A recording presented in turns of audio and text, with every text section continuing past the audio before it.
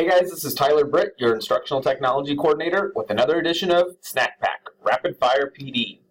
Today I'm going to show you just a little snippet of a really great little tool that I think is kind of a hidden gem of Google Drive that not a lot of people are using quite yet. It's called Google Drawings. Google Drawings is great because it basically gives your kids a nice, big, clean, empty canvas for them to create on. And you can do so many things with it. Lots of you are using Google Classroom, but sometimes Google Docs isn't the best method for you to create an assignment because maybe you want to do something that's a little more visual, something that's more of a graphic organizer. This is a great way for you to create templates and send them to your kids and have them do some note-taking this way. So when we think about high-yield strategies like non-linguistic representations, some of the note-taking, some of the graphic organizers, Google Drawings is a really great way to get your kids doing some of that. I'm going to go to my drive here, and I'm just going to hit New, and I'm going to come down to More, and right underneath Forms is Google Drawings. I'm going to go ahead and open one up. And Google Drawings basically just gives me a big empty canvas. This checkered background means that it's transparent. So right now, when it opens up by default, I just get a nice big rectangle with a transparent background. The first thing I'm going to do is I'm going to right-click, and I'm going to change my background. I'm just going to change it to white, just like it's a piece of plain copy paper or a nice clean piece of chart paper. And I'm going to go ahead and give this drawing a name. I'm just going to call this Venn diagram. And then I just have some basic tools. I can add some text here, I can add an image, I can add shapes and lines and arrows and all that good stuff. So I'm going to do a Venn diagram. I'm just going to come up here and grab a circle. Make a nice big circle here. It's going to color it blue by default. I can always change that. Let's say I want a kind of a dull yellow circle here. And just so that I make sure I get the same size circle, I'll just copy and paste another one here. And maybe what I want to do is make these circles transparent so that we have that little overlap there. So just in about 10 seconds, I was able to make a nice clean Venn diagram.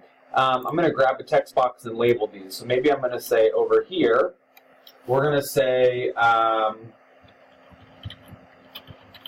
President Clinton. Maybe over here, we're going to say President Bush. And maybe we're doing something in government or something where we're comparing and contrasting. I don't know, it could be two things. It could be a chicken and a duck, right? It could be whatever you want. So then all my kids would have to do, if I send this to them in Google Classroom, they come over here, they grab a T for text box, and they make their text box, and they can start typing their content here. So I did that in just, a couple of seconds, really easy for me to send, but I can also get a lot fancier. I'm going to show you some templates here. Let's say that we're doing some research, and I want to make a graphic organizer that the kids aren't going to lose going class to class.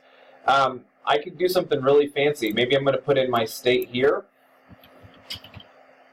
Oh, I forgot I have view only on this. Maybe I'm going to put in my state here, and then I'm going to have kids list 3 facts about the people that live there, the history of the state, some important symbols, some big cities there, goods and services, and maybe the natural features that that state or that country has.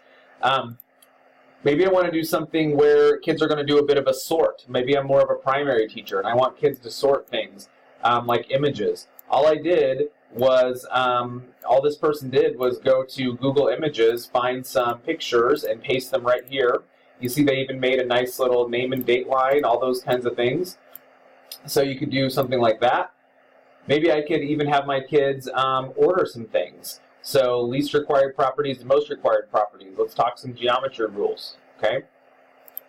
And then, of course, you could just do some traditional graphic organizer type things, or maybe they're completing steps in a cycle or a sequence. Maybe you've put some text in here and they have to order some things and then explain.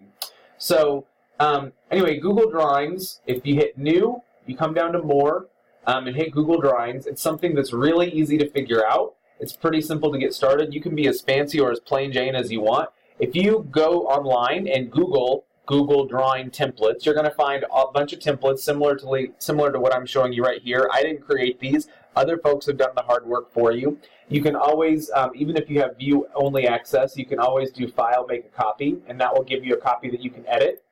So again, a really handy tool, incredibly versatile across all disciplines, across all age levels, all content areas. There are really good ways to use this, just like we would use non-linguistics, graph organizers, and any other way. So I hope to see some folks trying out Google Drawings, and hopefully this tip is helpful to you. Until next time, onward we go.